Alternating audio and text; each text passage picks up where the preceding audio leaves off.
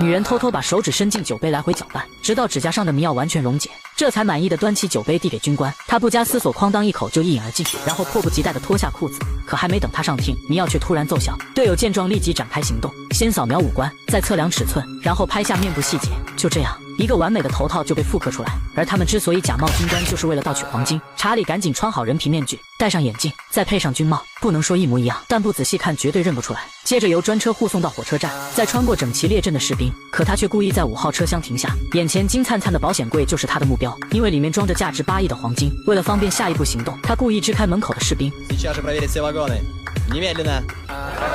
在确认周围安全后，从口袋里偷偷取出磁吸摄像头，对着密码器轻轻一弹，画面瞬间出现在队友的屏幕上。接着就是关键的一步，他要确保每个窗口都被插上国旗，而这看似并不起眼的小装置，却能在以后帮上大忙。看着工作准备完毕，首长随即一声令下，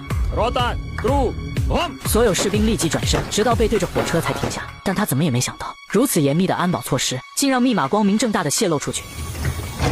此时信号兵也吹响了集结号角，所有士兵立即上车押运黄金。火车马上就要从莫斯科出发，途经海参崴，然后开往边境。看着黄金押运仪式接近尾声，查理急忙通知队友开始行动，并再三叮嘱二美一定要在火车开出边境前追上。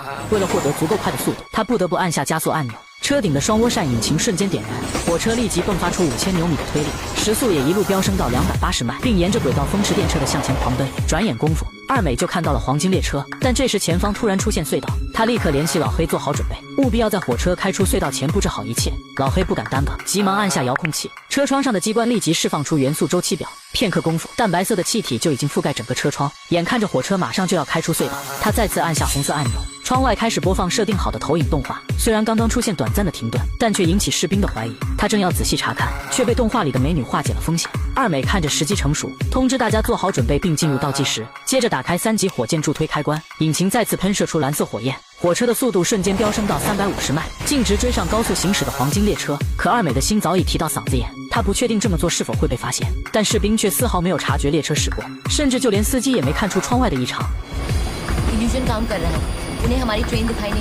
然而时间紧迫，查理一马当先将锁扣绑在身上，再由启动机吊起，缓缓靠近对面的列车。他不敢有丝毫马虎，因为稍有不慎就会车毁人亡。好在他身手敏捷，抓住车厢才稳定下来。接着在队友的配合下打开肛门。这时卫兵发现有人闯入，慌忙上前阻止，但他俩的三脚猫功夫根本不是查理的对手，3拳2脚就被他扔下火车。看着如此厚重的保险柜，他急忙从怀里掏出电钻，而留给他的时间也仅剩下4分钟。但谁也没想到，关键时刻窗外的机关却出了问题。为了不被车内的士兵发现异常，老黑只好把投影改为循环播放，而查理这边已经打出孔洞，正在通过摄像头确定最后一个密码。大家也为他捏了一把汗，焦急地等待开启的那一刻。查理迫不及待地打开大门，果然是摆放整整齐齐的金砖，这是你一辈子乃至10辈子都花不完的钱，愿大家见者发财，今年都能赚得盆满钵满。可他们根本来不及高兴，就要快速把黄金转移出去。但谁也没想到，他们正在忙着搬运黄金时，士兵突然察觉窗外的画面似曾相识，他顿时感到不对劲，打算开门一探究竟，可看到的是黄金正在被盗，他正要开枪阻止，却被老黑一枪放倒。好在他发现的及时，这才没有惊醒其他士兵。这时二美突然发现前方出现轨道控制器，他虽然及时提醒队友，但由于车速太快，瞬间撞坏了吊车。看着损坏的机器，他们只好以接力的方式继续转移。然而更要命的是，前方已经出现单侧弯道，他不停地催促查理赶紧撤退，可查理却不想放弃任何一块金砖。这时火车已经到达拐点，队友也做好了接住他的准备。还好他紧紧抓住吊臂才脱离危险，可他们万万没想到，就在大家庆祝胜利时，却发生了意外。吉米一反常态，突然向老黑开枪射击。二美不忍心看到他们手足相残，同样也被吉米连开2枪击倒在地。原来他为了独吞价值8亿的黄金，早就埋伏在这里等待他们上钩。虽然查理痛恨他这种奸诈小人，但吉米却没想给他说话的机会。正在他要扣动扳机时，意外再一次出现，中枪的老黑突然起身，查理急忙趁乱打掉手枪逐个反杀。而对付叛徒最好的办法就是以暴制暴。这时铁蛋急忙开车接应大家撤退，好在他们上车及时，才躲过一劫。可还没等他们把车开走，吉米就开着卡车从身后撞了过来，面包车瞬间腾空而起，然后大头朝下的坠入湖中。为了把他们彻底根除，吉米接过火箭筒，毫不犹豫地按下开火键。可他千算万算，最后还是失了算，因为车子在落水的瞬间，他们就已经逃了出来。查理为了找到黄金的下落，故意让苏娜引他上钩，可吉米看到他的那一刻，瞬间就被苏娜的身材吸引，竟主动邀请他到家中做客。但这正是查理所想要的，苏娜故意把金属探测器贴在鞋底，然后再把衣服上的摄像头打开，而她看似随意的站姿，却是在不停地挑逗吉米。看到鱼儿已经上钩，她主动邀请吉米跳舞，只要脚下的感应器靠近黄金，电脑上就可以发现存放位置。可她在客厅里跳了半天，却一点反应也没有。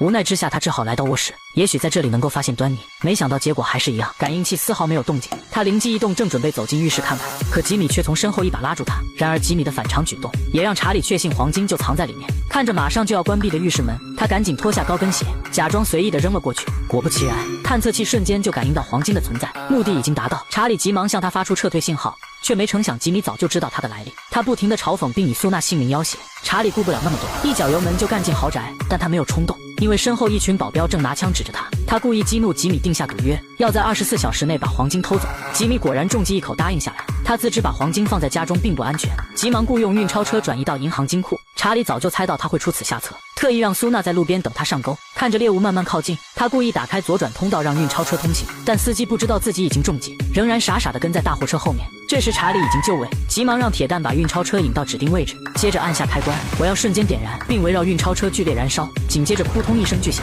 运钞车直接从上面掉了下来。可他们虽然截获了运钞车，却丝毫没有高兴的意思，因为他们知道这辆车上根本没有黄金，而他之所以这么做，也是故意给飞机上的吉米看。他以为查理已经中计，命令手下快速转运黄金，但他不知道查理早已来到预定位置，在卡车开过来的路上引爆炸弹。看着满满的一车黄金，他们赶紧分成3份打包带走。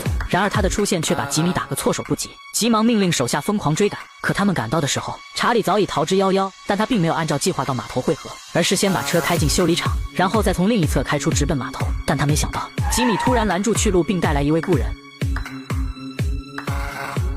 看着二美的突然出现，他瞬间明白二美果然没有死。这时吉米迫不及待地要回黄金，看到查理点头示意，铁蛋打开了后备箱，可吉米却发现里面空空如也。他质问查理黄金到底在哪儿，可得到的答案却让他彻底傻了眼。查理故意说出是二美向他通风报信，至于黄金在哪儿，让他问问二美就知道。可二美根本说不出黄金的去向，气得吉米瞬间改变了主意。他不能让背叛爱情的女人留在身边，也不相信二美会对他永远忠诚。他刚要反抗，却被吉米打得鲜血直流，甚至还要把枪放在肚子上，逼迫查理说出黄金的下落。看着查理无动于衷，他又把子弹上膛。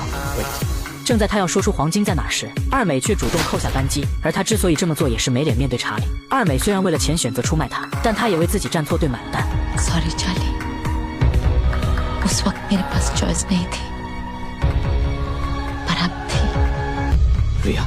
看着爱人惨死在吉米手上，查理发誓要把新仇旧恨一起清算。他不能再让这个人渣苟活于世上，既是为了死去的兄弟，也是为了惨死的二美。随着他出手越来越重，吉米终于坚持不住，倒在了血泊之中。然而大家都为黄金的再次回归而高兴，可铁蛋却不停地抱怨，因为他忙活了半天一直没看到黄金。查理不想理会他，而是对着小车开启了一瓶香槟。他本想继续埋怨查理，可下一秒却明白了他的意图，急忙用车钥匙慢慢刮开油漆，这才发现车子竟然由黄金打造。原来他们将车开进工厂的时候，就已经把黄金融化做成了金车，而吉米到死也没想到查理会把黄金做成车开到他的面前。他与黄金近在咫尺，却完全没有感觉到它的存在，真是骑驴找驴干着急。轿车外面裹层皮，